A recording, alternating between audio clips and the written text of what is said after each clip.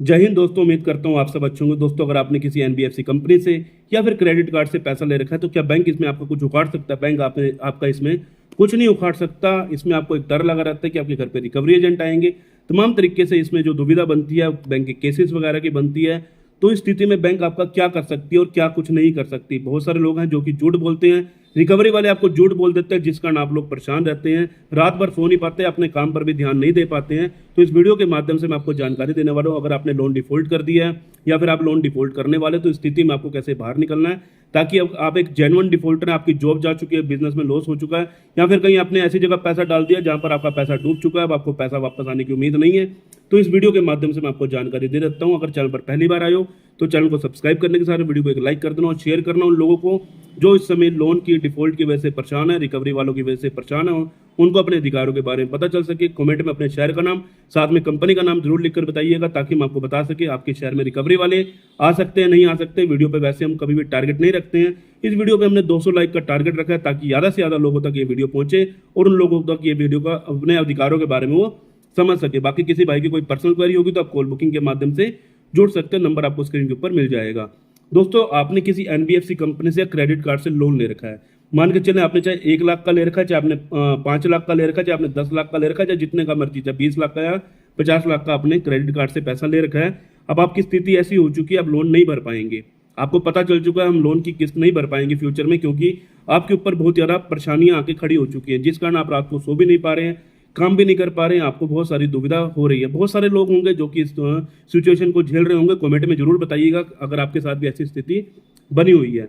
तो इस स्थिति में आपको क्या करना चाहिए कि आप इससे आसानी से बाहर निकल जाओ। देखो दोस्तों, ऐसी स्थिति में जब कोई बंदा फंस जाता है, वो निकलने के लिए बहुत सारा रास्ता देखता है कि निकल जाए, नहीं तो लोगों के मन में बहुत बुरे बुरे ख्याल आते हैं। कई लोग अपनी आत्मलीला तक समाप्त करने की बात करने की अपने मन में सोच लेते हैं कि भैया आप मेरे पैसा तो भरन जा रहा, क्यों ना अपनी आत्मलीला समाप्त कर लूं। अगर आप ये चीज सोचते हैं तो देखो, आपका परिवार भी है, सब कुछ है। इस चीज में आपको समझना होगा कि आपको कभी भी इस गलत कदम को नहीं उठाना। पहली बात तो ये गलत कदम कभी मत उठाना। दूसरा, अपना कभी भी गोल्ड एसेट कभी मत बेचना, ना ही कभी भी कोई भी अपना कोई व्हीकल वगैरह कभी मत बेच के लोन का पैसा भरना अगर आपके साथ दिक्कत परेशानी बन चुकी है। क्योंकि रास्ते बहुत सारे, क्योंकि लोन कंपनी जो है आपको सेटलमेंट भी दे देती है और बाद में आपको फोरक्लोज का ऑप्शन भी दे देती है और बाद में आपको वेवर का ऑप्शन भी दे देती है। बस थोड़ा सा आपको धैर्य रखना होगा, समझना होगा कि क्या क्या कर सकते हैं। देखो दोस्तों, अगर आपने लोन डिफॉल्ट कर दिया तो पहले जो 92 दिनों का क्राइटेरिया रहता है, पहले दिन से लेकर 92 दिनों तक ये आपका जो अकाउंट है इसमें रेगुलर अकाउंट में चल रहा होता है। पहले दिन से लेकर 92 दिन तक आपका अकाउंट रेगुलर होता है, लेकिन जैसे ही 92 दिन आपका क्रॉस करता है, आपका अकाउंट एनपीए कर दिया जाता है। एनपीए का मतलब होता है नॉन परफॉर्मिंग एसेट। पहले दिन से 92 दिन तक जो रिकवरी वाले हैं यही आपको परेशान करते हैं सबसे ज्यादा।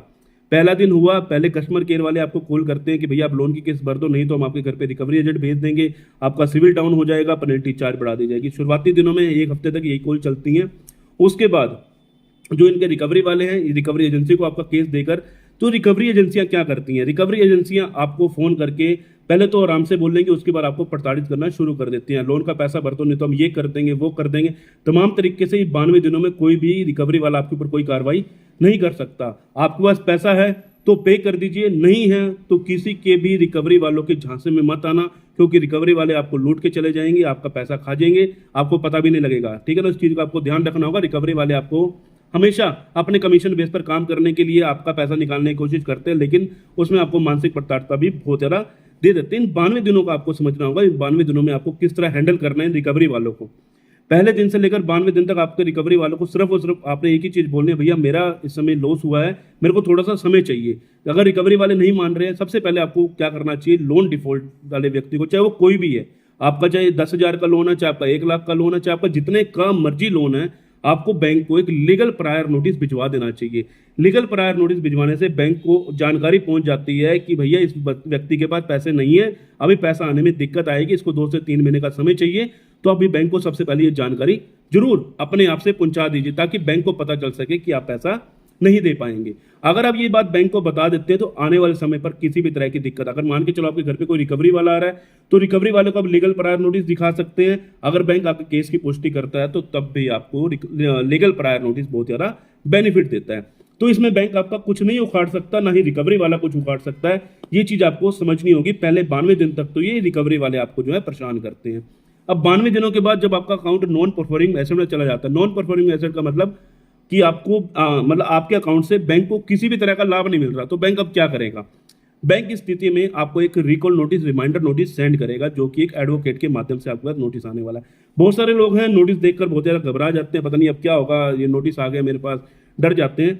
लेकिन अगर आपने लीगल प्रायर नोटिस भेज रखा है तो रिकॉल नोटिस का अगर आप जवाब नहीं भी देंगे तो चलेगा, किसी एक्सपर्ट के माध्यम से दिखा दीजिए कि भैया जो नोटिस आया क्या इसका रिप्लाई देना बनता है, क्योंकि कई बारी वो रिकॉल नोटिस के अंदर आपको सेक्शन 25 आर्बिट्रेशन या 318 की प्रोसीडिंग का उसमें बोल देते हैं कि इसका 15 दिन में इसका जवाब चाहिए। तो ये चीज़ आपको एक्सपर्ट के माध्यम से जान लेना चाहिए कि इसका रिप्लाई देना है या नहीं देना। इस बीच बैंक आपको डिमांड नोटिस, आर्बिट्रेशन का नोटिस भी सेंड कर देती है।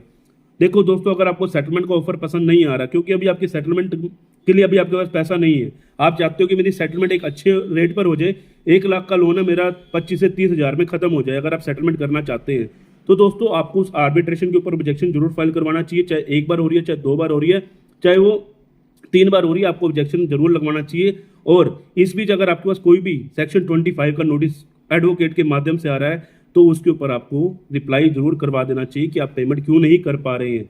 अगर आप इनका रिप्लाई करा देते हो तो आपके पास एक सबूत पक्के हो जाते हैं कि भैया ऑलरेडी सच में इस व्यक्ति के पास पैसा नहीं है, इसलिए वो ऐसा परेशान है, इस वजह से वो पैसा नहीं पे कर पा रहा। तभी आपके पास कुछ दिनों के बाद रिकवरी वाले जो हैं फोन पर प्रेशर करेंगे, आप सेटलमेंट करवा लीजिए। उससे पहले आप लोगों को जो प्रेशर किया जाता है, लोन की किस्त भर दीजिए, नहीं तो हम आपके घर पर आ रहे हैं, ये आ रहे हैं, वो आ रहे हैं, ये सब चीज़ जो है एक आपको जाल में फंसाने के लिए किया जाता है ताकि बैंक अपना पैसा पूरा वापस ले सके। लेकिन बैंक ने अपना पैसा पूरा दिया तो बैंक हमेशा कहता है कि मेरा पैसा पूरा है, तो तभी बैंक आपको लीगल का प्रोसेस की तरफ लेकर जाता है। तो ये आप मत सोचिए कि अगर आप लीगल के प्रोसेस में आ चुके हैं तो आपका सेटलमेंट नहीं होगा, तब भी आपका सेटलमेंट हो जाएगा। तो इस चीज़ का आपको ध्यान रखना होगा, किसी भी तरह का कोई नोटिस आ रहा है उसका रिप्लाई आपको करवाना जरूरी है। अगर आप नोटिस का रिप्लाई नहीं करवाते हैं तो बाद में आपको दिक्कत परेशानी आ जाती है जब बैंक आपको कोर्ट के माध्यम से सम्मन जारी करवा देता है। तो क्या सम्मन आने के बाद आपकी सेटलमेंट नहीं होती? सम्मन आने के बाद भी आपकी सेटलमेंट हो जाती है, लेकिन दिक्कत परेशानी क्या है? सम्मन आने के बाद हो सकता है कई बार आपको बाहर जाना भी पड़ जाए जहां पर आपका केस लगा, क्योंकि ये बहुत ज़्यादा दूर केस करते हैं। कोलकाता, अहमदाबाद जैसे आपके शहर से 500-1000 किलोमीटर तक आपको केस करते हैं, तो आपको वहां पर जाना भी पड़ सकता है। अगर आप इस बीच अपनी सेटलमेंट कर लेते हैं, किसी एडवोकेट के माध्यम से जुड़ जाते हैं, तो आपको इसमें किसी भी तरह की दिक्कत नहीं आती, इसमें आपकी अच्छी रेट पर भी सेटलमेंट हो जाती है। तो ये मत सोचिए कि अगर आपने लोन डिफॉल्ट करते तो बैंक आपका कुछ उखाड़ सकता है। बैंक आपका कुछ नहीं उखाड़ सकता। दिक्कत परेशानी कहां पर है कि आपको अपने अधिकारों के बारे में नहीं पता। अगर आपको अपने अधिकारों के बारे में पता है, जॉब जाना कोई बहुत बड़ी बात नहीं है, किसी व्यक्ति की जॉब जा सकती है, बिजनेस में लॉस किसी का भी हो सकता है, तो इस चीज में आपको ध्यान रखना होगा। अगर आपका कोई भी जेन्युइन डिफॉल्टर है तो बैंक को एक लीगल प्रायर नोटिस भेज के अपनी समस्या का समाधान दे। अगर रिकवरी वाला घर पर आ रहा है तो रिकवरी वालों से अपना DRA का लाइसेंस और उनसे होम विजिट का लेटर जरूर मांगिएगा। अगर उनके पास ये चीज़ें नहीं है तो उनको लीगल प्रायर नोटिस भी दिखाने का कोई मतलब नहीं है, क्योंकि जो लीगल प्रायर नोटिस है वो आपने एडवोकेट के माध्यम से भेजा है, क्योंकि बैंक के पास ऑलरेडी जा चुका है, तो इसमें आपको दिक्कत नहीं आनी चाहिए। अगर फिर भी रिकवरी वाले परेशान कर रहे हैं तो आप उनको लीगल प्रायर नोटिस दिखा सकते हैं और लीगल प्रायर नोटिस के माध्यम से आप इनसे छुटकारा पा सकते हैं। उसके बाद अगर रिकवरी वाले ज़्यादा परेशान कर रहे हैं तो रिकवरी का नोटिस भी भेजिए, अगर आपको अपने अधिकारों के बारे में समझ आ चुकी है। क्योंकि बहुत सारे लोग हैं जो कि लोन डिफॉल्ट करके बहुत ज़्यादा परेशान है, तो आपको परेशान होने की बिल्कुल भी जरूरत नहीं है, क्योंकि जब कोई व्यक्ति जेन्युइन डिफॉल्ट करता है तो उसका सबसे ज़्यादा सिविल डाउन किया जाता है और उसके ऊपर पेनल्टियाँ लगा दी जाती हैं। तो ये मत सोचिए कि आपका जब अकाउंट NPA चला जाएगा तो आपके साथ बहुत ज़्यादा दिक्कत आ जाने वाली है। NPA के बाद बैंक लीगल की प्रोसेस करता है, लीगल के प्रोसेस में आपको किसी एडवोकेट के माध्यम से इनके रिप्लाई करवा देने चाहिए। और इसके अलावा आपको अगर अच्छे लोन की सेटलमेंट चाहिए, अच्छा ऑफर चाहिए, तो आपको जो सेटलमेंट का ऑफर है, राइट ऑफ के बाद आपको बहुत अच्छे ऑफर मिलते हैं, जो कि 9 महीने के बाद आपके अकाउंट को राइट ऑफ कर दिया जाता है। तो आप इतना मत डरिए जितना आप डर रहे हैं। उम्मीद करता हूँ आप लोगों का भय खत्म हो चुका होगा। चाहे आप एक जितने मर्जी लोन के डिफॉल्टर हैं, चाहे आपका 10,000 का लोन है, चाहे आपका 1 लाख का लोन है, चाहे आपका 50 लाख का लोन है, चाहे आपका 10 लाख का लोन है, डस नॉट मैटर। दिक्कत यही आने वाली है। इन दिक्कतों से बचने के लिए आपको अपने खुद का सहारा लेना होगा। बैंक को लीगल प्रायर नोटिस भिजवाइए ताकि कोई भी दिक्कत आपको ना आए। उम्मीद करता हूँ आपको जानकारी पसंद आई होगी। मिलते हैं किसी और इन्फॉर्मेटिव वीडियो के साथ। जय हिंद, जय भारत।